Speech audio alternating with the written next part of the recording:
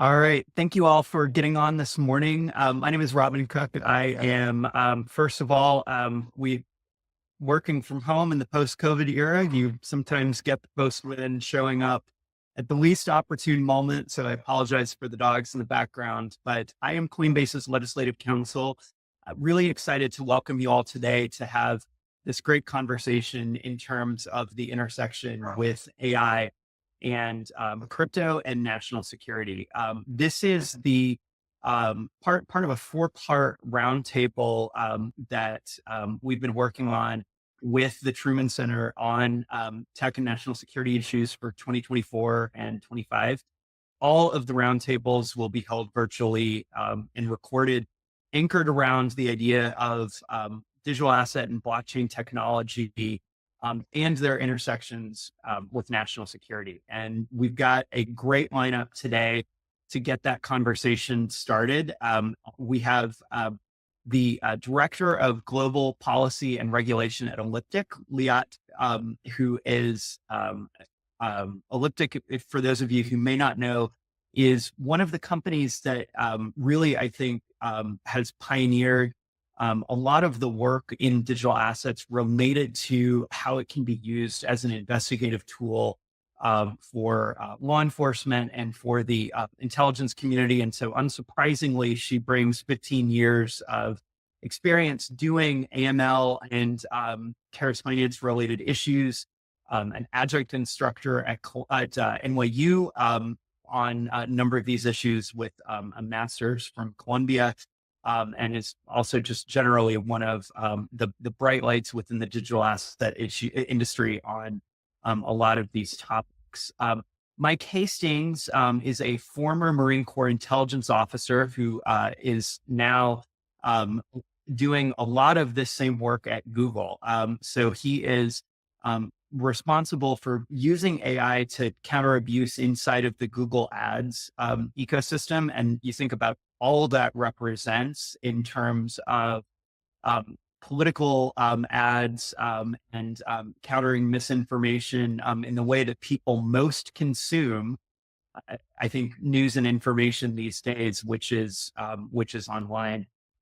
He was also one of the early leaders on Facebook's trust and safety team, helped launch the oversight board at Facebook, and so brings a wealth of experience to this conversation. Before we get into it, I think it might be helpful if we could just open for Liat and Mike, if you can just kind of explain what brought you to the national security space and the intersection with tech, and then we'll dive right in. Awesome. Thanks, Robin. And hi, everyone. Good to see some familiar faces here and meet some new colleagues really interested in this intersection between these three powerhouse topics. So for me, I spent about 15 years in conflict and post-conflict countries trying to do two things. One was to chase dirty cash, so the literal cash. It was both physically dirty and smelly, but also to, its source was illicit finance. And chasing cash was hard.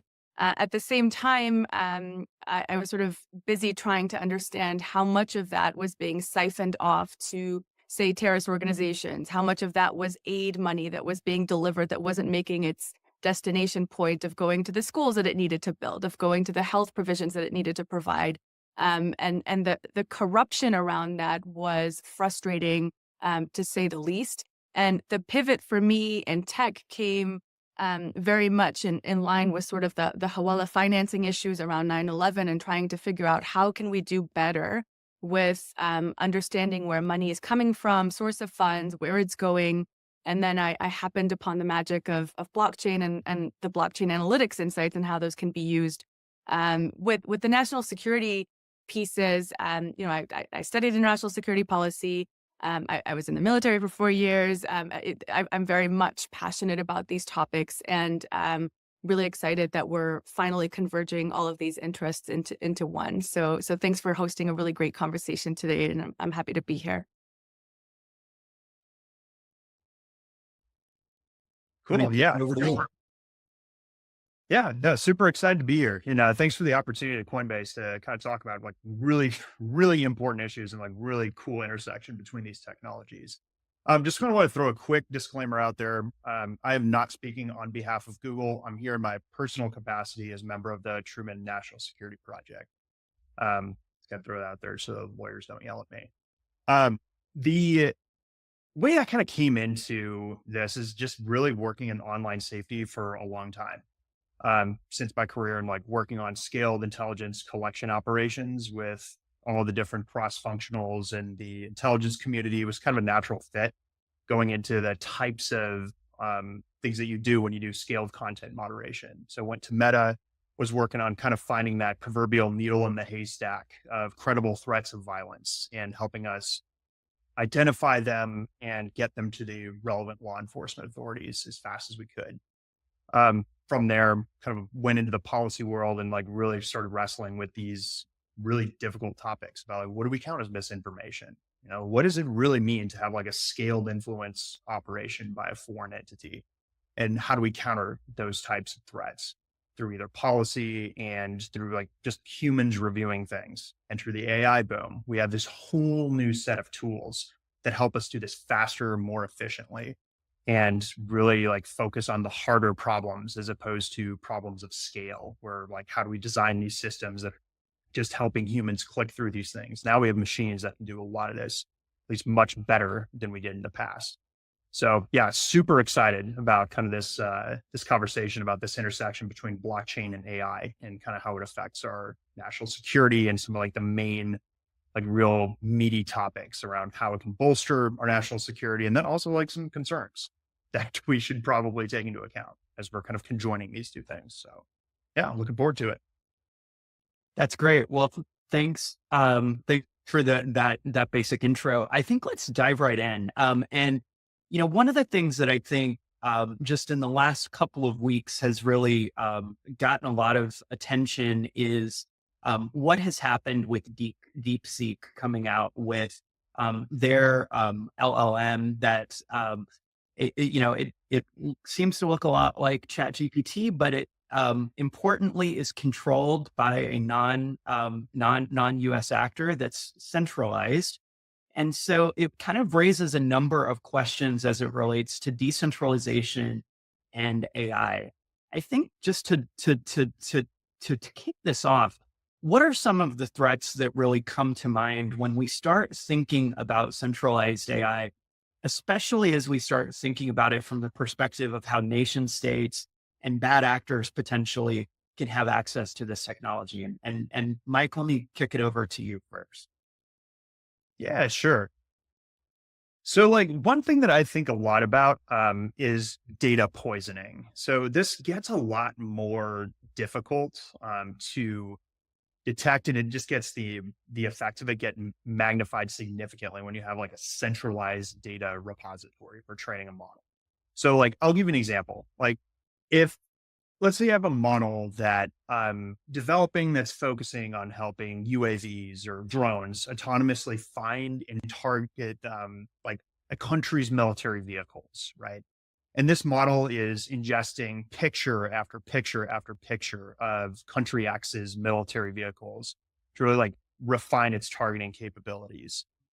If I gain access to that centralized training data platform and I start feeding it images of US tanks and US military vehicles, that model is going to skew its parameters to start targeting US tanks, right?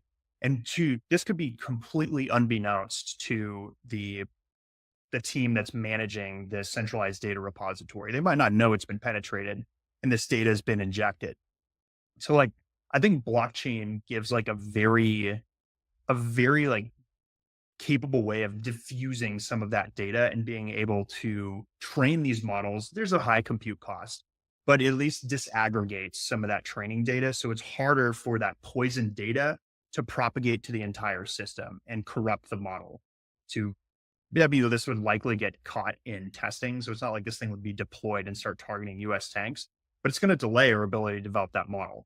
And especially if the model developers don't understand like why it is that this model is targeting US tanks when they think that the training data only shows something very specific, which is country access tanks.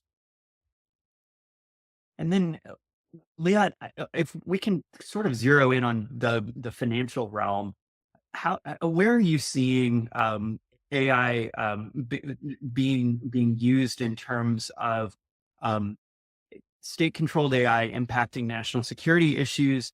And what are the types of issues that are crossing your desk every day at Elliptic in terms of how they intersect with the idea of state actors? Yeah, thanks, Robin. So I think the first bit that is really front and center for me is the development of the central bank digital currencies, or the digital deployment of finance that we've seen by authoritarian regimes, because with that comes that highly centralized control over the financial system that includes surveillance tools, that includes the capability of AI to basically be unleashed over that centralized data set of a nation's finance, and essentially deduce insights, but also deploy that differently. We've seen, specifically with North Korea, very kind of highly sophisticated state sponsorship in terms of the way that not just how they hack and use AI to find vulnerabilities in code in order to penetrate and steal funds, but we've seen those capabilities around the AI tools being used to create the deep fakes that really sidestep kind of what we would use as traditional, know your customer mechanisms that are put in place. And that's created a lot of challenges. We've seen AI also being deployed to, for example, generate like pump and dump schemes and kind of create the hype. Anything that's associated right now with AI, it kind of brings me back to that question of we keep using this term of the convergence with AI and crypto. And I think at the very beginning, I kind of thought this was just like a venture capitalist lingo to say, hey, get really get funds to your startup. If you do both crypto and AI, you're more likely to get funded. But I think increasingly many of us are seeing, with look at this conversation today, that that's a much bigger conversation when it comes to convergence, because you've got capabilities that are equipping criminals and sophisticated state actors to really deploy impactful, painful, hurtful attacks. I think on the flip side of that, they're using these tools to create havoc and destroy. And I think we have opportunities to do the exact reverse of it, right? Which is to have better controls, to guard against it, to put in place kind of systems that really help mitigate that centralization. And I know we're going to talk about it some more, but I think kind of to Mike's point, there's a way to utilize blockchain to create transparency AI model trainings. So you're kind of creating this provenance chain around what has it been trained on, and it's immutable ledger, right? So that can't be changed, and those things are clear and understood. So I think at the same time that we can talk about all the different nefarious activities that we're observing on chain, what we're seeing at Elliptic particularly is in the strength of utilizing AI and in general is for example, just now with the Bybit hack, massive hack that occurred, the capability of tracing and tracking in real time and looking at patterns that really transverse incredible amounts of data at huge speed and scale. And I think that we need to get better at kind of deploying those capabilities across different segments to just make sure that we're guarding as a whole and not just across different sectors. But I think we'll get more into that later. Yeah, no, I mean, I think you took the words right out of my mouth. I know, at Coinbase, one of the ways that we use AI is to spot anomalous activity on our platform, and there is incredible success that you can have just in terms of being able to analyze patterns across transactions, and be able to look at the not only the transactions that are in front of you, but the ones in the past. Who are the types of wallets that you're interacting with? What do those wallets? Who do those wallets interact with? And you can start to really put together the pieces of the puzzle, both from an investigative perspective, but also just in terms of spotting anomalous behavior in real time. And so I guess the follow-up question to this is the flip side. What exactly can be done in terms of making sure that AI is channeled appropriately, so that we are making sure that we're keeping ourselves safe and our financial institutions and our financial platforms safe? And is this necessarily really even that transformative in terms of the way that financial institutions have been dealing with this? For a long time, I feel like this has been the direction of travel, and there's just a kind of a new label on work that was already underway. Just curious if you guys have thoughts on either of those things, and Liat, I'll start with you there. Yeah, just to build up that, I think what's been interesting is to see kind of all these traditional bodies that have been guiding the regulation around, or the guidance around how to manage digital asset risk. For example, the Financial Action Task Force that is so narrowly focused on anti-money laundering. Even FATF is now talking about AI and digital assets and what it is that we can be doing and should be doing to proactively kind of manage those risks. I think from our perspective at Elliptic, those strong capabilities come into play with things like, freezing capabilities of tokens and issuers, freezing capabilities that allow us to identify in real time instances of potential sanctions violations or potential of exploit funds being layered or moved in real time. There's a capability to rapidly stop that and ensure that that doesn't go anywhere further. And that's huge superpowers. One of the things that we're also typically seeing is that criminals will tend to obfuscate the source of funds by very, very quickly moving the funds that they're trying to launder between multiple wallets, multiple hops. It could be 50, 500, 3,000 within minutes. And they have technologies that help them create these artificial hops. And what's been particularly mind-blowing for me as a policy person who used to chase like physical cash, and that took ages and forever, is to see how within seconds and moments, the teams are able to essentially trace and track through thousands of hops, making sure that we can give that call to the potential exchange that's about to receive funds that are looking for liquidity, right? That's the rush to liquidity and to exit. And so every time that we're able to stop that liquidity from happening because of those tracing and tracking capabilities, the quick ability to sort of implement an OFAC sanction and push that out across all blockchains at once so that entities know not to interact with sanctioned entities.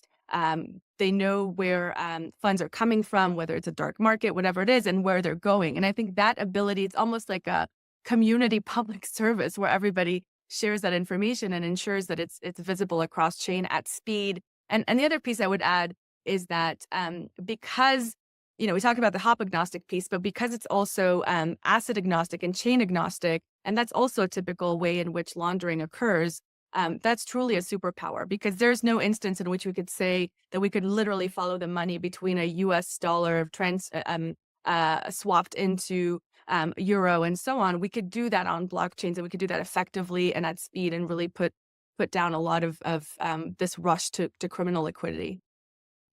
Mike, same question to you, just in a very kind of different context. We've mentioned deep fakes. When we start thinking about ad platforms on Google, that is a very, I think, real concern that you all have to deal with. But there is the ability to work proactively and to use the technology to actually shut things down in real time. How do you all think about keeping your platforms?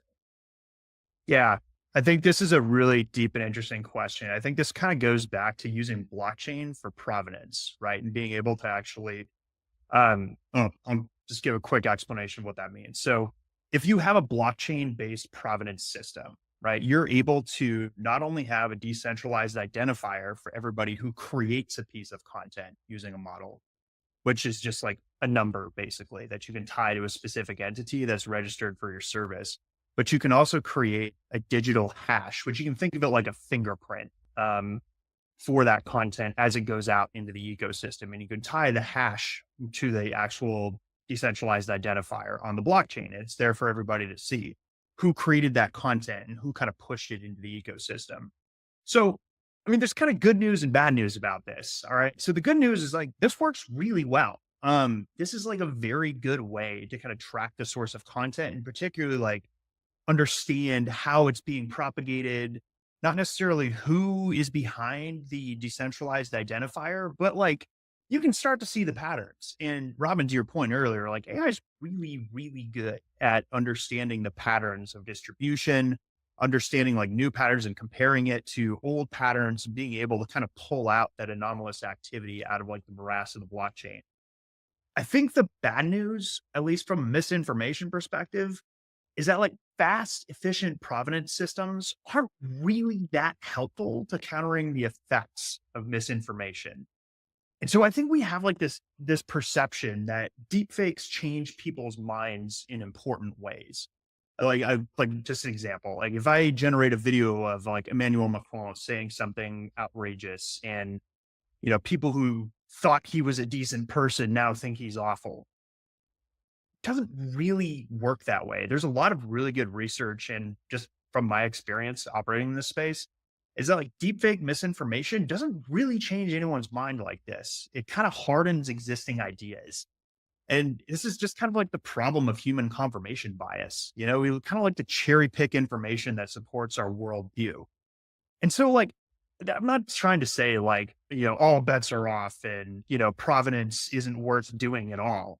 There are a ton of applications for academics, governments, intelligence agencies with like a well-founded blockchain provenance system to like understand coordinated misinformation campaigns, know where they're coming from. But I get skeptical when we start talking about it as kind of like this golden goose for solving misinformation. It's kind of not. And I think it's a deeper problem in human psychology than like provenance systems alone can solve. Yeah, that makes a lot of sense. It is interesting though when you look at where some of I think the investments recently have been made. Very very publicly you have News Corp, which is looking at using blockchain based systems as a way to both manage their intellectual property, but also as a way to ensure that that people aren't using their IP as a way to generate deep fakes. And obviously, as the owner of Fox, it's I think a particularly if you own a news outlet, it's probably especially important to make sure that you're able to say that if my logo is out there, that there's that there's a way to ensure that that's real. I guess, Leon, over to you, just in terms of the question of what's real. When we start thinking of deep fakes as it relates to things like KYC, you mentioned this earlier, that's an increasing problem that bad actors are trying to get around. Especially in the United States, we have this kind of antiquated model of an ID is in some ways importantly treated to a higher degree than kind of basic common sense in terms of the way that you can know your customer and know your transaction. How does digital asset technology, how does blockchain based systems, how does AI intersect to make sure that we're able to combat that problem, and we have a good idea of who's transacting, how they're doing it, and how they're interacting with the traditional financial system? Yeah, I think the concept of know your customer has been this cornerstone of identity management for years. And it's also been due for an overhaul for many, many more years because it's remained almost stagnant with, maybe not properly internalizing initially globalization and now revolutionary technologies that have really made it a little bit of a moot concept. So KYC, I would almost think of it now as know your customer as we need almost like a KYC flex. On the one hand, we have these conversations around proof of personhood, right? That's why we're all clicking, I'm not a bot. That's why we're all solving little equations. That's why we're all clicking on the traffic light. So I think this proof of personhood element has been one challenge that we're all trying to solve. And that's made significant headway. We have these proof of personhood protocols that are getting better at balancing for privacy, security, accessibility as the tech is innovating. And there's a whole slew of industry members that are now really looking to solve a segment or a section of this, prove that you are who you say you are, and let's innovate on this identity topic. I think one of the things that's been exciting is seeing around the globe kind of these different initiatives that are trying to create tamper-proof type identification documents that are blockchain based. So folks that are looking, for example, within the EU, they've got this pilot program running that's really meant to kind of make sure that as you cross within the EU, the documents, the travel documents that you're providing have almost like an AI proofed capability. So that's been one exciting element to see. We've seen other models that are coming out, for example, in Estonia, that's using digital identity programs that are actually incorporating blockchains just to ensure authenticity of documents. So it's not even so much the tamper proof; it's just to ensure authenticity, and that's blockchain based. The World Bank has a huge role to play, and it's stepped into this a little bit with the ID4D initiative that's looking at creating blockchain verified credentials that are also AI resistant in terms of forgery. I think that one has a lot of potential reach just because of the positioning of the World Bank. It's not a singular country. It has the potential to really globalize and create kind of a unified standard of what blockchain-based identification could look like. Another one that we've seen as a model comes out of Singapore and the SingPass system, which is looking at incorporating biometrics verifications vis-a-vis blockchain storage and technology. So I think we're seeing a lot of different models popping up on how it is that we should be innovating on KYC. The challenge we have at the moment is that we still call our bank and need to do voice recognition. Well, that's not helpful because we know that the deep fakes have really entered into that space. I think that's also why from a blockchain's analytics perspective, we really kind of developed bigger concepts of know your wallet. Where is money coming and going to? I don't need to know that wallet belongs to Mike Hastings. I need to know that potentially there's a fentanyl trade going on. No offense, Mike, going on within that. So this concept of knowing your wallet is really that super powerful tool that allows us to innovate on the age old drudgery of KYC going in and providing 15 proofs of identification, all of which could be forged. Other elements include things like ecosystem monitoring, where you look at all these live analytics that are coming at you to kind of give you high level insights of how much exposure you might have to different entities. Cyber criminals are selling full KYC packages so that you can get the biometrics, you can get the fingerprints, you can get the address, you can get all the elements that you need to forge. But then I think there's a lot of work being done to counter that, and blockchain remains that solid kind of opportunity underneath that we could be better utilizing. I know that's a bit of a TED talk on KYC, but I fundamentally think that if we can crack this nut of understanding how to do identity better, that opens up a whole slew of just very safe building for and tech innovation. Yeah, no, I mean, that was a really enjoyable TED talk. So don't apologize for a second there. And in fact, I'm going to go off script just a little bit to ask you just to go just maybe one level deeper, which is just from a policy perspective.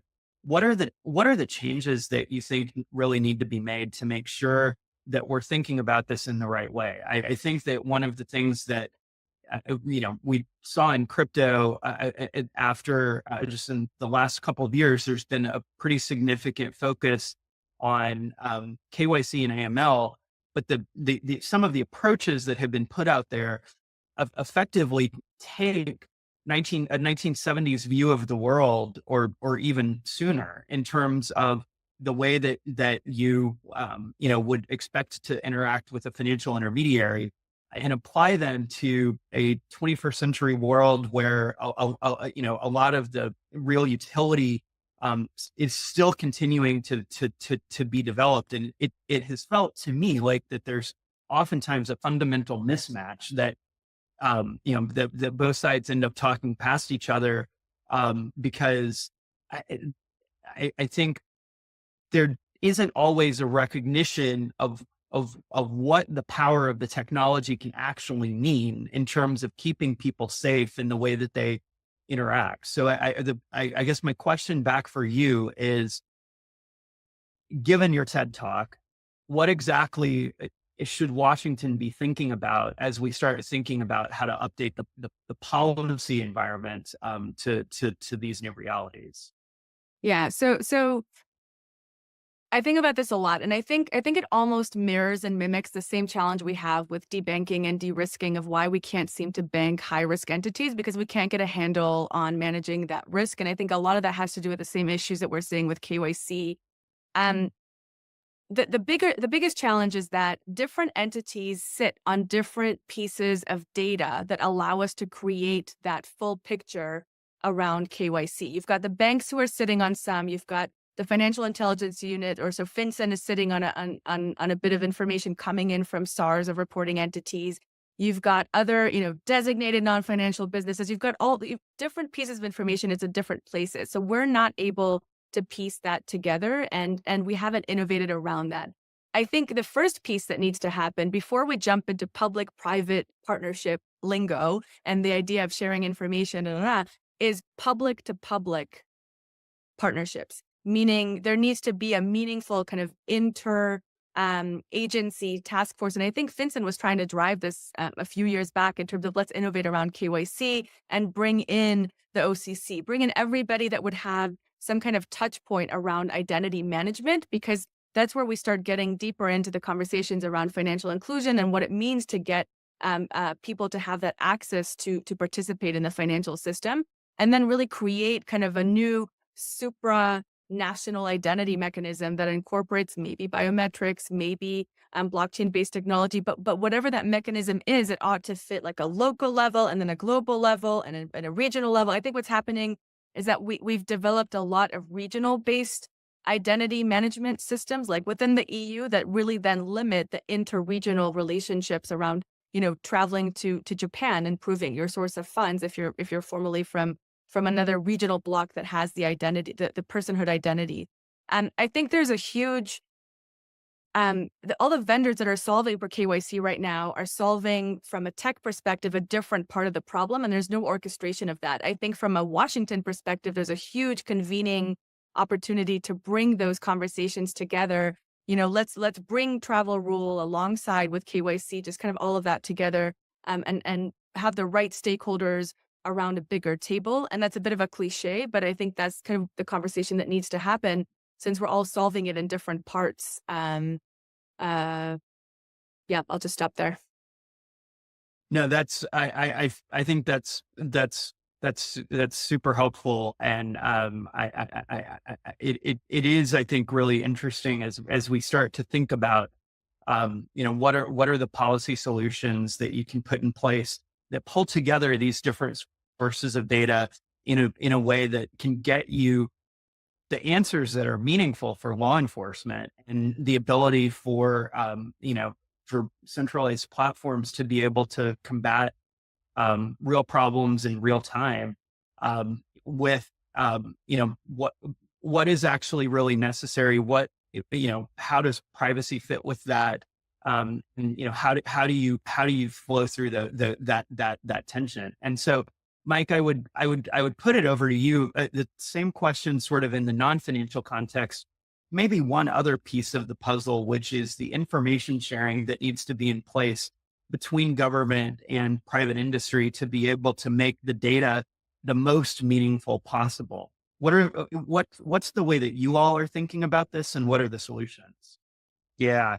I mean, at least in a blockchain context, this kind of solves a lot of the problems for you with a publicly available ledger. Like everybody can run their own analytics on that ledger. You can have sort of like these data agnostic interfaces that can pull information from separate ledgers, put it together, and kind of like coalesce on some of those decentralized identifiers, right? So like Palantir was doing this even before we had publicly available ledgers. And this is kind of like the core of their technology.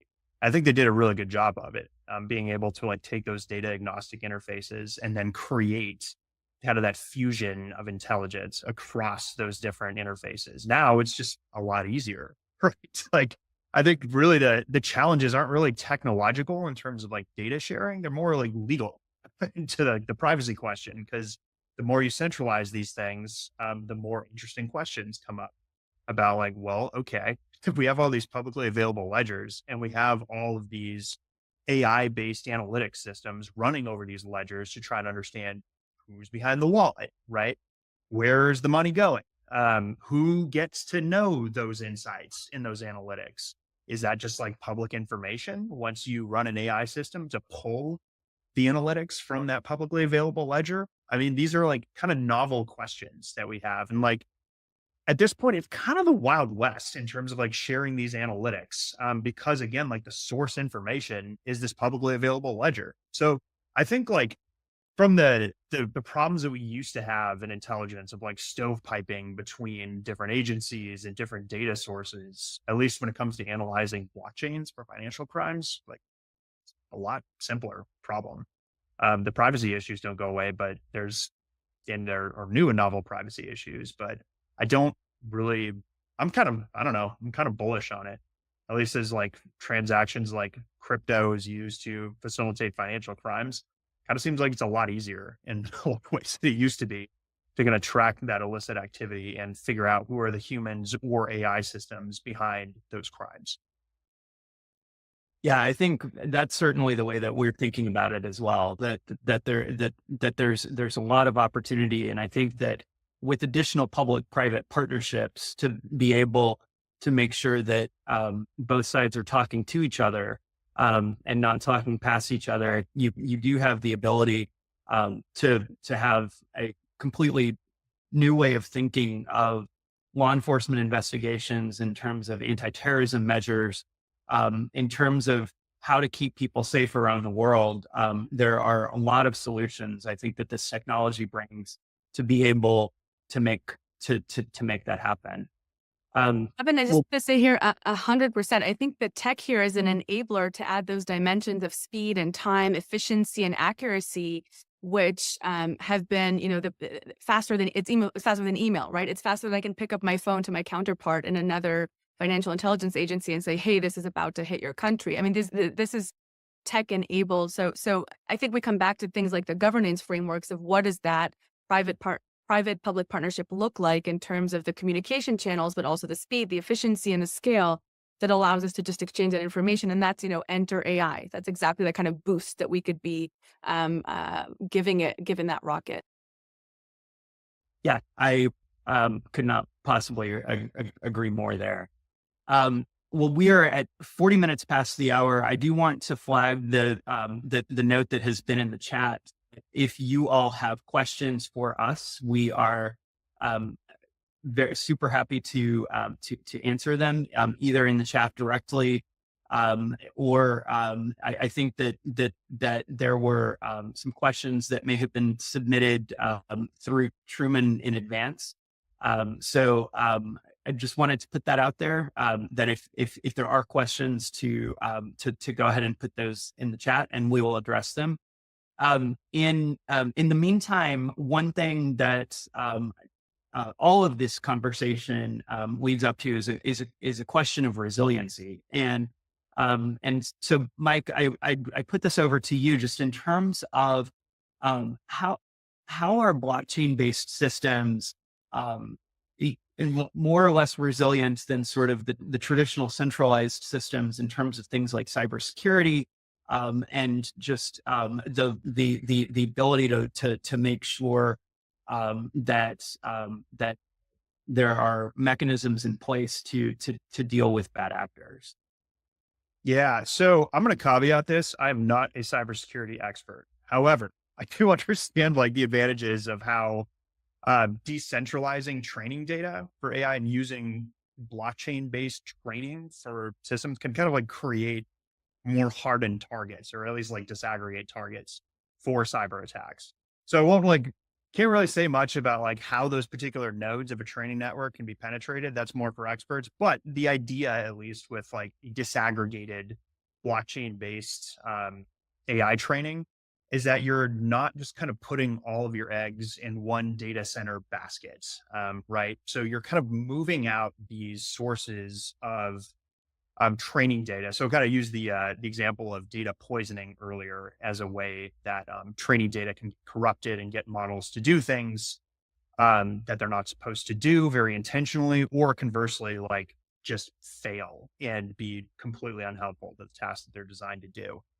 When you can disaggregate those different data sources, you have multiple physical targets if you're talking about like kinetic warfare, where you actually have targeting of those data centers.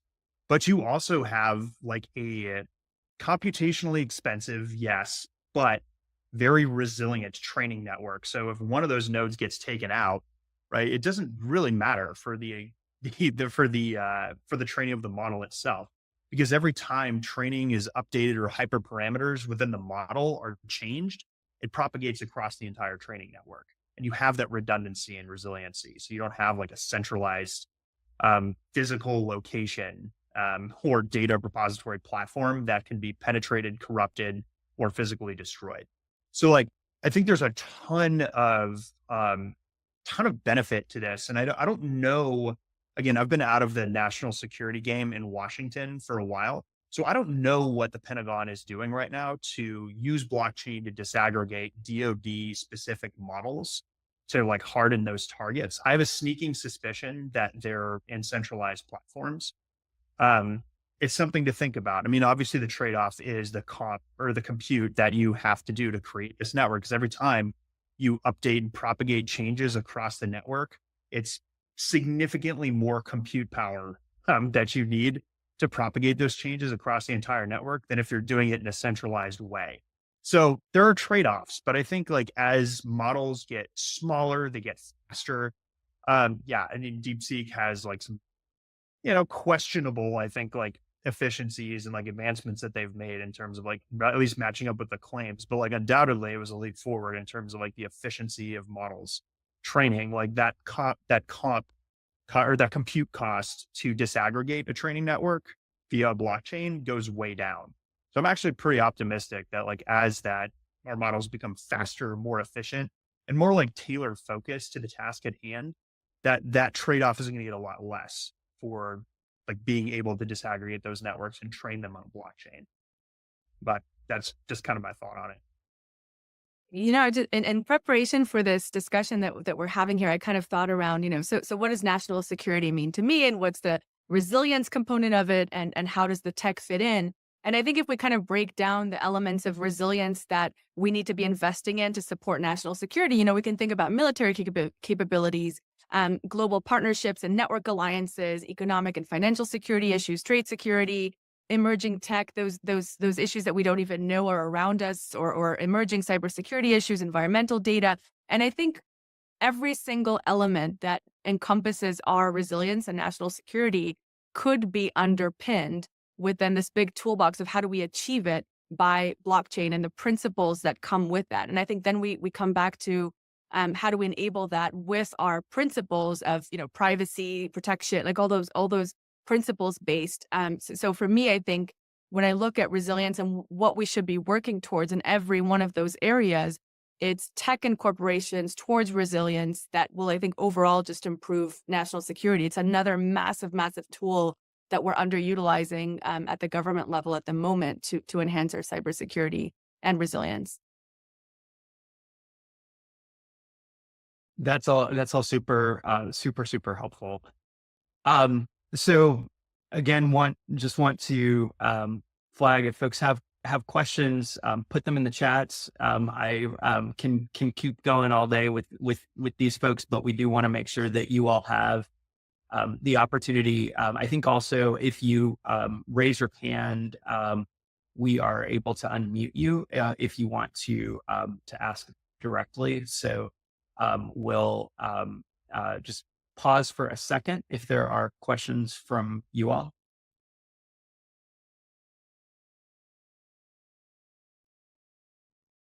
Well, so I think the last sort of set of questions is what's next, and I think we're in a time when it comes to AI in particular where it feels like that months have years of evolution in terms of what we're seeing in the marketplace. We're in a time where there's a lot of competition from a lot of centralized actors, from a lot of decentralized actors, and increasingly a lot of non-US state actors that are all putting their stake in the ground in the AI game.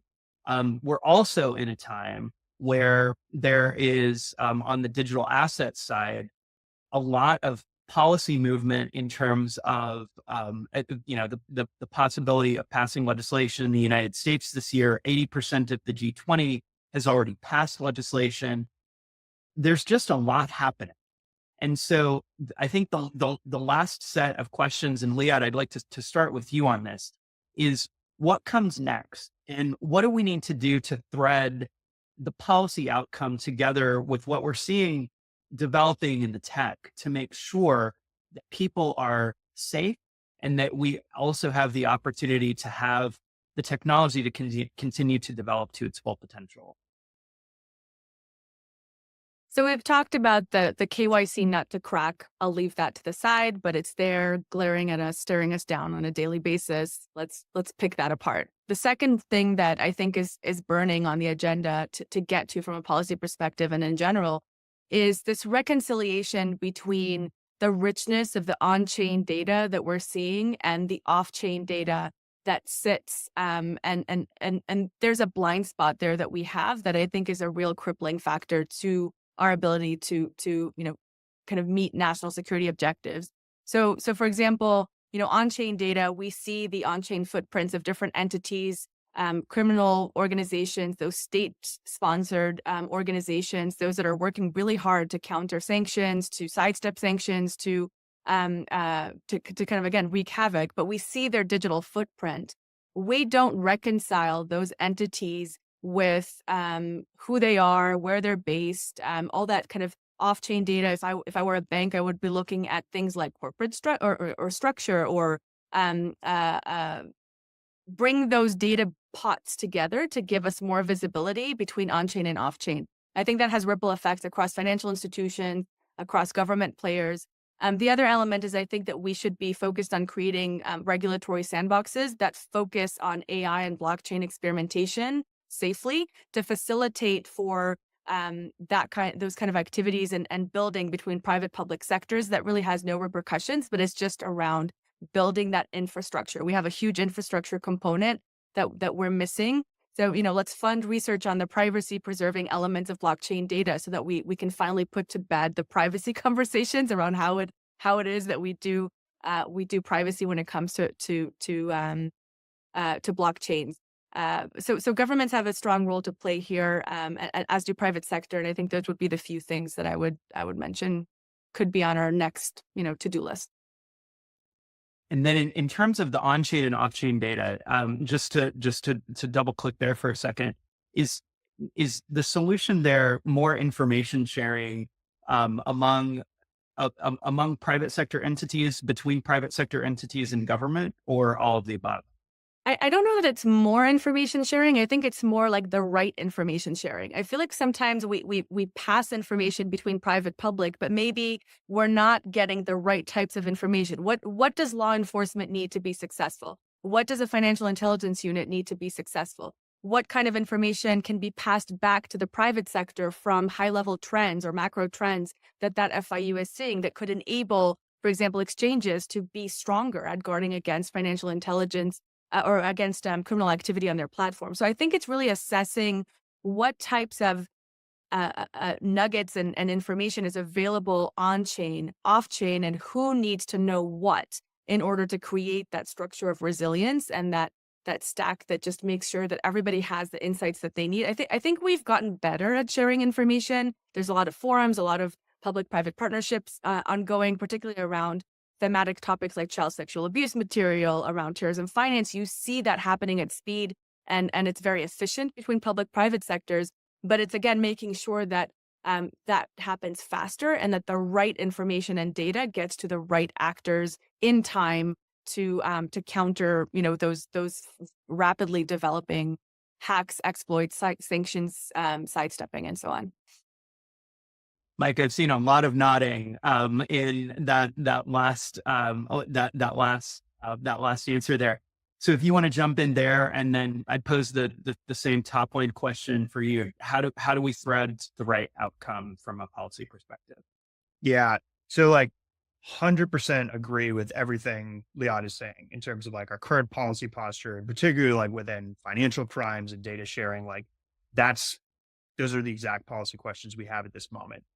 Kind of want to up level a little bit. I don't mean to be like too futuristic, but I think this has just kind of been on my mind, like where we are kind of on the cusp, at least in my opinion, which a lot of people, this is very debatable, of very capable AGI systems. And I think artificial general intelligence, which are systems that can act agentively on behalf of humans or alone, that can kind of have their own goals and extremely creative problem solve. To the question of policy, I don't know if we're fully prepared to have systems of accountability for agents operating in our financial ecosystems like this. Sometimes they're operating in a direct response. It's pretty easy to tie back culpability or legal liability for, the systems that we have today, where you just enter a prompt, go do illicit activity X. Obviously, it's very simplistic, but you can tie it back, right? And there's like legal culpability for sending that off. When we have like an AGI operating in this ecosystem on behalf of very abstract goals, like disrupt funding for Iranian nuclear capabilities, and this AGI goes out and does, to our point about like understanding patterns and solving novel problems, a bunch of things that aren't directly tied back to that original prompt or that original directive, it gets really hard to like start understanding legal culpability and like what are the policies that are governing these agents operating in currently human ecosystems. So like this is very, very broad based, but the reason I think about this is because I just think of technology, it is just the classic sense is outpacing policy development far faster than I think we've ever seen it before. And again, maybe this is my tinfoil hat on, but I think AGI systems are very, very close. And we are not really fully prepared from a policy perspective to account for how they may operate and how they may act on behalf of human actors, and the governance that we have around those systems. So not to blow it too far wide open, but these are the things I'm thinking about in terms of like policy governing financial systems, data sharing, privacy. There's just a lot of mud that's about to be thrown in the water. No, that's helpful. And, I think a tinfoil hat is also known sometimes as a healthy degree of skepticism. And there's certainly no harm in there. We do have a question from the audience, which is, if this is an area of technology that is new or unfamiliar, what resources would you recommend in terms of getting folks up to speed? And I have one that immediately comes to mind, but let me pose it to both of you all first. Mike, we can start with you. Yeah. Maybe self-serving, but ChatGPT, Gemini. And so like as reasoning models are becoming more and more capable and hallucinations, everybody knows that AI systems make things up sometimes and like hallucinate and create facts that aren't there. If you create prompts that, for example, hey, they're not like the original versions of ChatGPT where they kind of indexed and trained on internet data that's frozen in time. Now they're going out into the web and can research sites in real time, right? So that's what deep research models can do for you. And if you ask them to cite where they're getting information, you can click through and verify. It's a great way to kind of have an informal conversation to get spun up on something and ask follow-up questions without having to Google things and like do research in the traditional way for hours to find the information to like a simple follow-up question that you're asking. So like, again, if you structure your prompts in a way that like, hey, show me where you got this information, it could be a great way to get really spun up very quickly on pretty complicated topics, or not complicated topics, honestly. Anyway, that's just kind of the world we're going into. And I think they're great tools for kind of cutting down the amount of time it takes to really understand things fairly well. Very on brand answer for the scope of this webinar, but also I can't say that I disagree with any of that. I mean, it is actually you can have a private tutor in some ways if you use the model in the right way, and to your point, verify what comes out. So no, that makes a ton of sense. Liat, put it over to you. Yeah, I love, Mike, what you said, just using those tools as your sparring partner and almost, the devil's advocate against you to just have that conversation and kind of spin out in different directions. But I think just on top of that, so building on that, if you're in the Truman community, and this is my first year as a Truman Fellow, so really happy to be joining the community. But within the Truman community, there's True Tech, which is a group of folks that are really passionate about tech as well as national security. So there's that.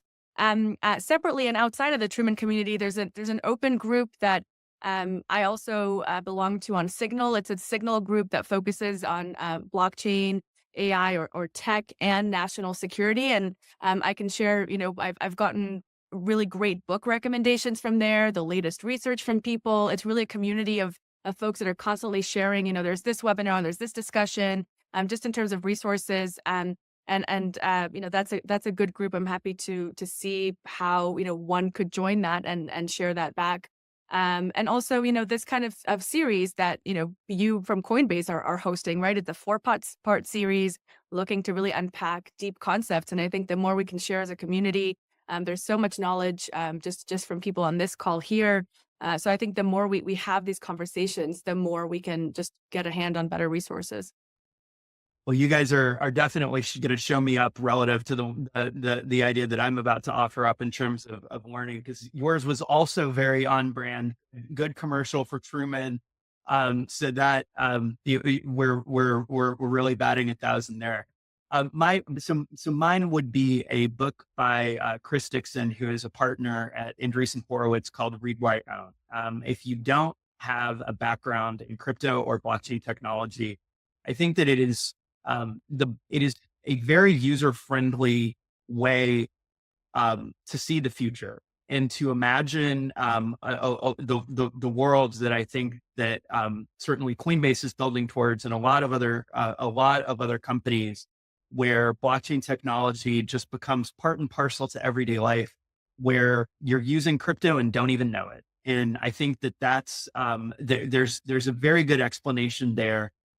Read, Write, Own is the title. And it is it's a good way of, I think, seeing the future and imagining what the possibilities are of a world where you can own online through blockchain technology and have assets that are yours that can never be taken away, and protected in a safe way that becomes hopefully a very accessible part of everyday life. And that's what we're all building towards. We are at time. Thank you all for being part of this afternoon. Liat, Mike, I really appreciate your participation, and to the Truman Center, thank you so much for hosting this. As we said, this is one part of 4 in terms of the intersection between AI, crypto, and national security. And we're excited to be a part of it and looking forward to the next phase of the conversation. And on behalf of the Truman Center, thank you so much to Robin and Coinbase and the Coinbase Institute, as well as our Truman National Security Project Fellows, Mike and Liat, for joining this. This has been a great conversation and I've really enjoyed it. And if you're on the call and you're looking forward to the next one, feel free to reach out to me and I'm happy to add you to our email list to make sure you hear about it first. Thank you so much, everyone. Thank you. Bye.